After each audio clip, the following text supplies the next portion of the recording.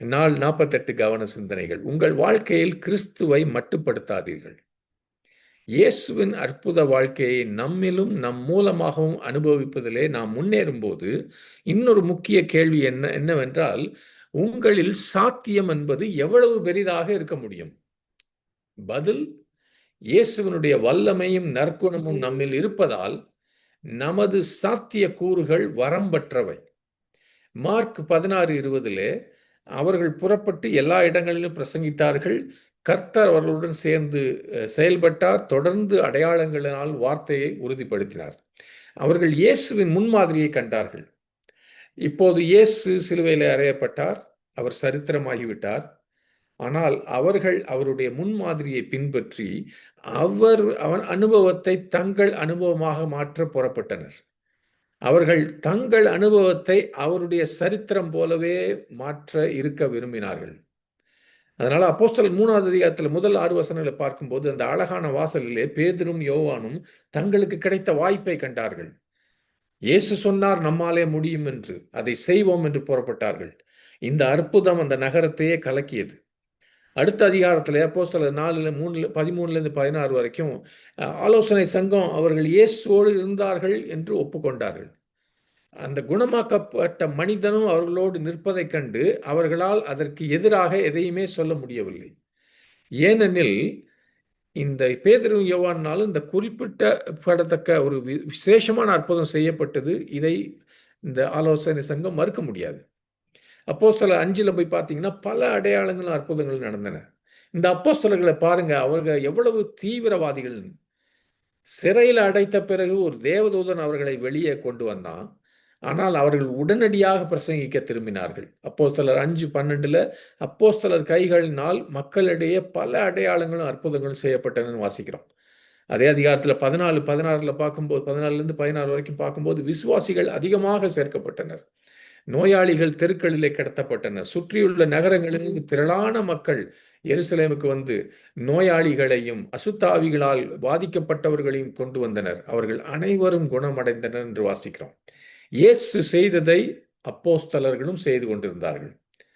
அதை மார்க்கு 6வது அதிகாரம் 56 வசனத்தோட ஒப்பிட்டீங்கன்னா அங்க மார்க் 6:56 ஜனங்கள் இயேசுவின் வஸ்திரத்தை ஓரத்தில் தொட்டு குணமடைந்தனர். இப்பொழுது சீஷர்கள் அவர் தொடங்கியதை தொடர்கிறார்கள்.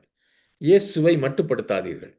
நீங்கள் எந்த அளவுக்கு கிறிஸ்துவை அனுமதிக்கிறீர்களோ அந்த அளவுக்கு அவர் பெரியவராக இருப்பார் உங்க வாழ்க்கையில. தேவன் அடையாளங்களையும் அற்புதங்களையும் அவர் செய்யும் வரைக்கும் காத்திருக்காதீர்கள். நீங்க திரும்ப செல்லுங்க, அது நடக்கும். நீங்கள் பிரசங்கிக்கிறதை நீங்க நம்பணும். நான் இப்ப பிரசங்கிக்கிறத நான் நம்பணும். இது உங்களுக்கும் அப்படித்தான் இருக்கும் என்று நம்ப வேண்டும். இயேசு நம் நோய்களை சுமந்து தீர்த்து விட்டார். நாம் ஜனங்களிடத்துல சொல்லும்போது அந்த நற்செய்தி வல்லமை இயேசுவின் உண்மையை, யதார்த்தத்தை அவர்களுடைய வாழ்க்கையில கொண்டு வருகிறது. சத்தியம் ஜனங்களை விடுவிக்கிறது. சிலுவையை பிரசங்கிப்பது தேவனுடைய வல்லமை.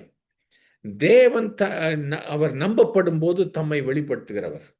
நீங்கள் ஒருவருக்காக ஜெபித்தால் குணப்படுத்துதல் உடனடியாக வெளிப்படாவிட்டால் நீங்க சுய பரிதாபப்பட்டு நீங்க நிறுத்தி விடாதீங்க. தொடர்ந்து பிரசங்கிங்க, தொடர்ந்து ஜெபிங்க. நம்புகிற அனைவரிடத்திலும் நீங்க மகிழ்ச்சியாயிருங்கள். சத்தியம் சாத்தானின் நோய் வல்லமையை வெளியேற்றுகிறது என்பதை அறிந்து கொள்ளுங்கள். நற்செய்தியை உண்மையாக நம்பி அந்த விசுவாசத்தில் நடக்கிற அனைவரும் குணமடைவார்கள். ஒருவேளை அந்த குணமடைந்ததை நான் கேள்விப்படாமல் இருக்கலாம். நான் பிரசங்கம் பண்ணிவிட்டு போய்விட்டேன். ஆனால் தேவன் தொடர்ந்து செயல்படுகிறார். உண்மையாக இருங்கள். பல ஆண்டுகளுக்கு பிறகு ஜனங்கள் நீங்கள் ஜெபித்தீர்கள், அப்போது எதுவும் நடக்கவில்லை, ஆனால் நான் குணமடைந்தேன் என்று எனக்கு தெரியும், அன்றிலிருந்து நான் நலமாக இருக்கிறேன் என்று கூறுவார்கள். ஆமென். இப்படியே ஆக்சுவலா ஆச்சு. நான் சொல்றேன். சகோதரி விஜி கிரேஸோட சிஸ்டர்லான்னு நினைக்கிறேன். அவங்க வந்திருந்தாங்க அபுதாபிக்கு ஒரு தடவை. எனக்கு தெரியாது. நான் ஜெபம் பண்ணும்போது தீர்க்க தரிசனமா அவங்களுக்குள்ள இருந்த ஒரு வியாதி போகுதுன்னு நான் சொல்லியிருக்கேன். எனக்கு அது சொன்னது எனக்கு தெரியாது. அவங்களுக்கு தெரியும். அவங்கள தான் முதல் தடவை பார்க்குறேன். அது அவங்க போயிட்டாங்க. எனக்கு தீர்க்க தரிசனம் ஞாபகம் இல்லை.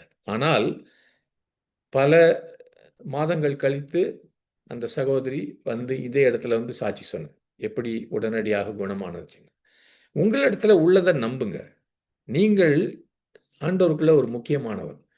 தேவனிடத்திலிருந்து நீங்க வந்திருக்கிறீங்க. பிசாசுக்கு அது தெரியும். நீங்களும் அதை கண்டுகொள்ளும்போது, அவன் உங்களை தனியா விட்டுருவான். அவன் எதிர் வரும்போது, உங்களுக்குள்ள இருக்கிற இயேசுவை அவன் சந்திக்கிறான். அவனால அத சமாளிக்க முடியாது. ஏனென்றால் இயேசு பிசாசின் வல்லமையை அழித்து விட்டார். ஆமென்.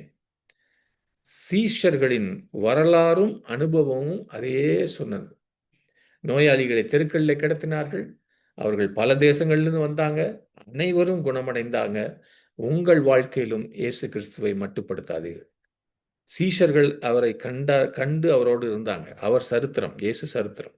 ஆனால் இன்றைக்கு அவர்களுடைய சொந்த அனுபவம் அவருடைய வரலாறோடு, இயேசுவின் வரலாறோடு பொருந்தியது. இந்த 2ம் சந்திக்கும்போது, அதுதான் சத்தியத்தின், உண்மையின், யதார்த்தத்தின் மிக உயர்ந்த அளவாக இருக்கிறது.